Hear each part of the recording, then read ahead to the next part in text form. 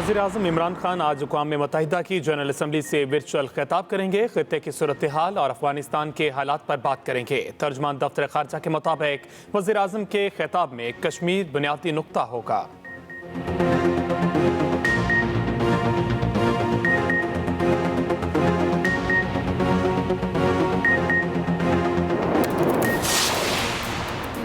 मज़ीद अफगान महाजरीन के मुतहम्मिल नहीं हो सकते। जनूबी एशिया में अमन मसला कश्मीर के मुनसिफाना हल के बगैर मुमकिन नहीं। वज़ीर ख़ारजा शाह महमूद कुरैशी की अमरीकी हममनसब से मुलाकात में बातचीत।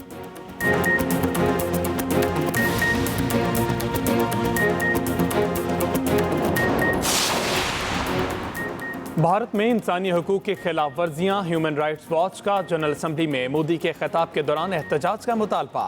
कहा, आलमी बरादरी भारतीय हुकूमत की इंसानी हकूक़ की बदतरीन खिलाफ वर्जियों को उजागर करे। नरेंद्र मोदी इस हफ्ते अक़वाम मुत्तहिदा की जनरल असम्बली से खिताब करेंगे।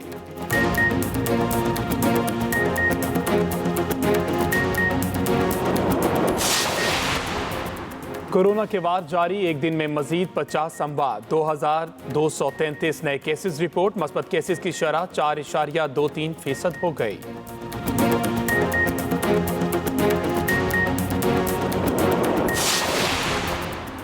और पंजाब हुकूमत में एक बार फिर बड़े पैमाने पर तबादले। सेक्रेटरी और कमिश्नर बदल दिए गए। 7 सितंबर को चीफ सेक्रेटरी पंजाब का तबादला किया गया।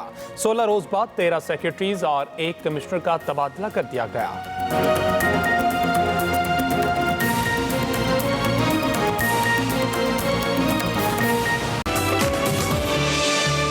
बैक टू एक्सप्रेसो प्रोग्राम में आगे बढ़ेंगे और बात करेंगे गुज़िश्ता रोज सऊदी अरब के 91वें कौमी दिन के सेमिनार पर, जिसमें सदर मुमलिकत डॉक्टर आरिफ अलवी, वज़ीर आज़म के नुमाइंदा खुसूसी बराए मजहबी हमांगी और मशरिक़ वस्ता हाफिज़ ताहिर महमूद अशरफी साहब ने वफाकी और साथ साथ वफाकी वज़ीर इत्तलाआत व नशरियात चौधरी फवाद हुसैन और पाकिस्तान में सऊदी अरब के सफ़ीर नवाफ बिन सईद अल मालिकी समेत कई आलमी रहनुमाओं ने शिरकत की।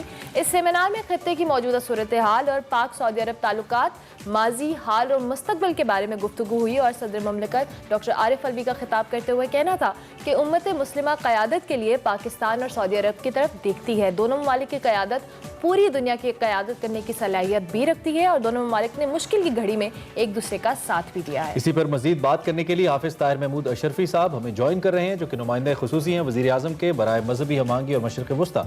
उनसे पूछते हैं कि वो इस तकरीब के हवाले से भी और ओवरऑल इस बामी ताल्लुक़ के हवाले से भी क्या राय रखते हैं। बहुत शुक्रिया हाफिज़ साहब। यकीनी तौर पर हमारे मजहबी ताल्लुकात हैं, बरादराना ताल्लुकात हैं और सऊदी अरब अहम तरीन और अजीज़ तरीन मुल्क है हमारे लिए, इसमें कोई दो राय नहीं है। इस वक्त हम बामी ताल्लुकात में कहाँ पे खड़े हैं और इसका मुस्तकबिल क्या दिख रहे हैं आप? बिस्मिल्लाहिर्रहमानिर्रहीम, नहमदुहु व नुसल्ली व नुसल्लिमु अला रसूलिहिल करीम। देखिए, गुजारिश ये है कि अल्हम्दुलिल्लाह हमारे बेहतरीन ताल्लुकात हैं और ये ताल्लुकात चूँकि दो कौमों के हैं, दो ईमान और अकीदे के ताल्लुकात हैं और ये कोई शख्सियात पर मबनी नहीं हैं। ये ताल्लुकात की नौइयत दूसरे ममालिक से इसलिए मुख्तलिफ है कि हमारे मुक़द्दसात वहाँ हैं, मक्का और मदीना और अर्ज़ुल हरमैन शरीफैन।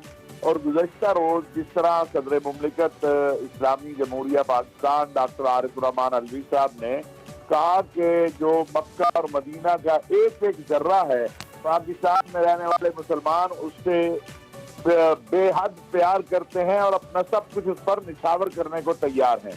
तो पाकिस्तान के और सऊदी अरब के ताल्लुकात आलम इस्लाम के जो मौजूदा हालात हैं, हाँ वो फ़लस्तीन की सूरत हाल हो, कश्मीर का मामला हो और अफगानिस्तान का मामला हो, तो हमारे मौक़िफ़ तकरीबन एक हैं। हम एक दूसरे के बहुत करीब हैं। हाफिज़ साहब जी, आपने खुद ही जिक्र कर दिया अफगानिस्तान का, तो इस वक्त चूंकि खित्ते में सबसे अहम और सबसे हॉट टॉपिक इस वक्त यही है, तो मैं चाहता हूँ इस पर भी मैं बात करूँ। सऊदी अरब बड़ा अहम मुल्क है, ख़ास तौर पे हम इस्लामी इत्तेहाद की बात करें या फिर इस वक्त जो मुख्तलिफ ब्लॉक्स दुनिया में सामने आ रहे हैं, इस पे जो भारतीय रेशा दबानियाँ हैं, जो भारत की हरकतें हैं, अफगानिस्तान की सरजमीन को पाकिस्तान के खिलाफ इस्तेमाल करता रहा है, दहशत गर्दी कराता रहा है पाकिस्तान में। दूसरी जानिब सऊदीया के ताल्लुकात पिछले कुछ अरसे में भारत से भी बेहतर हुए हैं। तो इसमें पाकिस्तान और सऊदी अरब इस रिलेशनशिप को लेकर बायलैटरल सतह के ऊपर सिफारती लिहाज से कहाँ पे खड़े हैं? देखिए, गुजारिश ये है कि आवाज कट गई, थोड़ी सी अपनी जगह तब्दील कीजिए, शायद हम आपको सुन पाए। हाफिज़ साहब आप सारी नहीं, हमारा राब्ता मुनक़ता हुआ, दोबारा कनेक्ट करने की कोशिश करते हैं, क्योंकि इस वक्त ये सवाल सबसे अहम है। इसमें कोई दो राय नहीं है। बार बार हम ये बात कहते हैं कि सऊदीया या सऊदी अरब से हमारा जो ताल्लुक़ है वो एक अटूट रिश्ता है, वो टूट नहीं सकता। उसकी बुनियाद इस्लाम है, हरमैन शरीफैन है। इस वक्त ताहिर अशरफी साहब हमारे साथ मौजूद हैं। ताहिर अशरफी साहब, दोबारा शुरू से ज़रा मेरे सवाल का जवाब दीजिएगा। की गुजारिश ये है कि जैसे मैंने पहले भी अर्ज किया कि हमारे जो ताल्लुकात हैं ना पाकिस्तान और सऊदी अरब के, वो ताल्लुकात ऐसे हैं जो उनमें कोई भी हायल नहीं हो सकता। हिंदुस्तान एक मुल्क है, वहाँ भी 20 करोड़ से ज्यादा मुसलमान रहते हैं, और सऊदी अरब चूँकि हरमैन शरीफैन वहाँ है, और इस वक्त दुनिया के हालात, सफारती ताल्लुकात, एक अपनी हर मुल्क अपने जो है ताल्लुकात अपनी नौइयत से देखता है।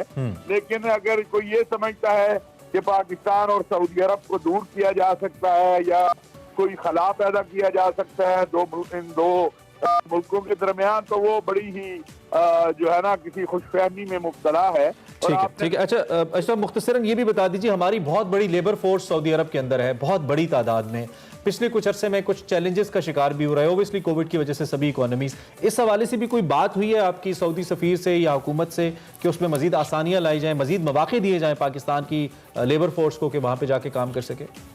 इसके ऊपर तो जब वजीर आजम तशरीफ ले गए थे अभी रमजान में, तो इस पर जो सऊदी अरब के वज़ीर आज़म है अमीर मोहम्मद बिन सलमान, उन्होंने जो कहा था वो सब मीडिया में आ चुका है।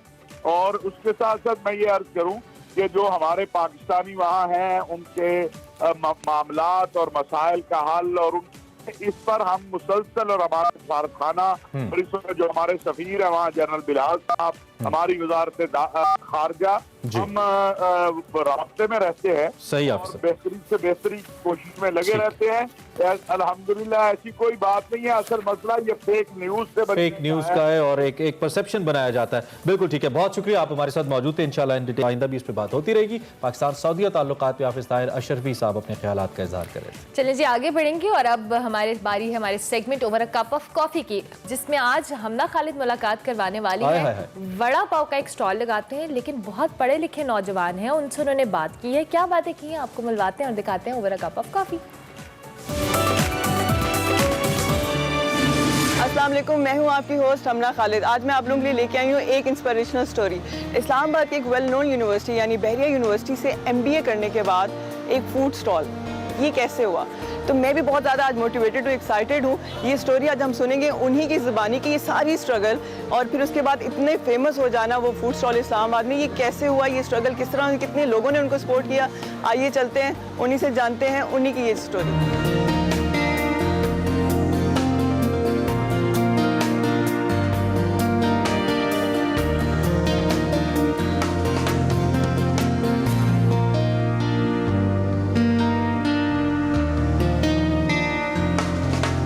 हमारे साथ इस टाइम मौजूद है उमर अयूब, और इस टाइम मैं उनके फूड स्टॉल पे खड़ी हूँ जहाँ के बहुत रश और बहुत मुश्किलों से मैंने उमर से टाइम लिए। आपसे बात करते हैं। अस्सलाम वालेकुम उमर। वालेकुम सलाम। कैसे हैं आप? ठीक ठाक अल्हम्दुलिल्लाह। सबसे पहले मैं पूछूंगी MBA वड़ा पाव क्या स्टोरी है?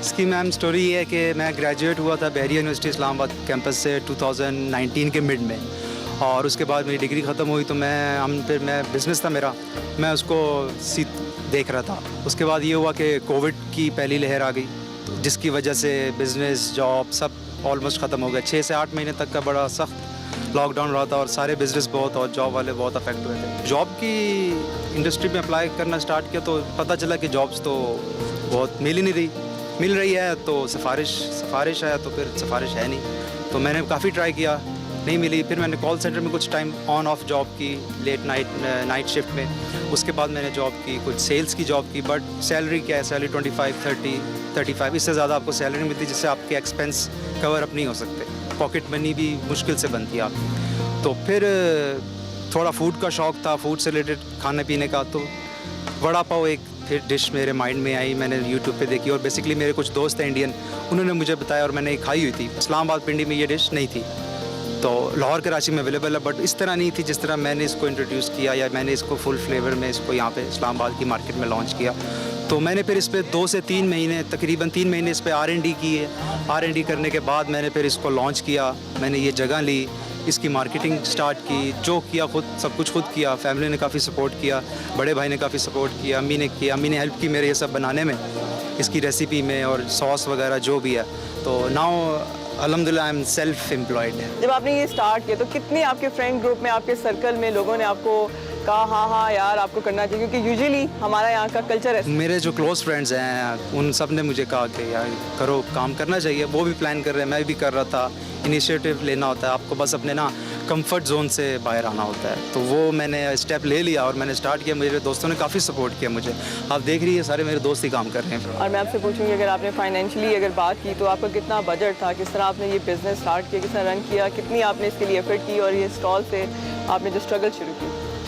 इन्वेस्टमेंट तो इतनी ख़ास ज़्यादा नहीं हुई। थोड़ी जो मेरी सेविंग्स थी मैंने वो ली। एक कुछ चीज़ थी वो सेल की। जो मेरे पास जितना हो सका मेरे पास, मैंने वो सारा इस पर इन्वेस्ट कर दिया। रेंट था मेरे पास, ये कार्ड बनाना था, इसके पेनाफ्लेक्स, थोड़ी सी मार्केटिंग, थोड़ी सी सोशल मीडिया मार्केटिंग की, और जो छोटी चीज़ें और जो उनके लिए मटीरियल यूज़ होता है वो बाय करना था। तो मैंने पहले एक दफ़ा ले लिया। अराउंड अबाउट 1.5K का मैंने ये स्टार्ट किया सेटअप। और मैं खुद बहुत ज़्यादा मोटिवेट हूँ। अगर मैं आपसे इसकी रेसिपी पूछूँ, जो कि मैं फॉर श्योर आपके साथ खाऊंगी भी, और रेसिपी पूछूं तो वो क्या है, कितनी देर आपको लग जाती है एक ऑर्डर तैयार करने में?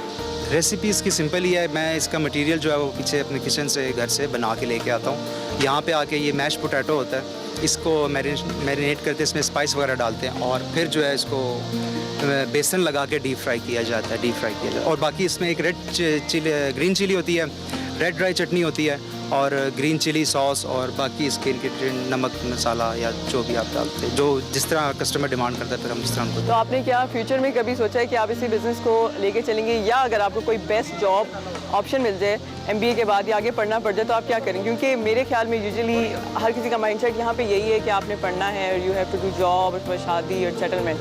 तो ये छोटा सा बिज़नेस आप अपना फ्यूचर में कहाँ देंगे? इसका फ्यूचर तो मैं इसको एक्सपेंड करूँगा इंशाल्लाह। मेरे पास सिर्फ ये एक ही इंडियन डिश है और मैं इसको इंडियन कुजीन बनाऊँगा ऐसा।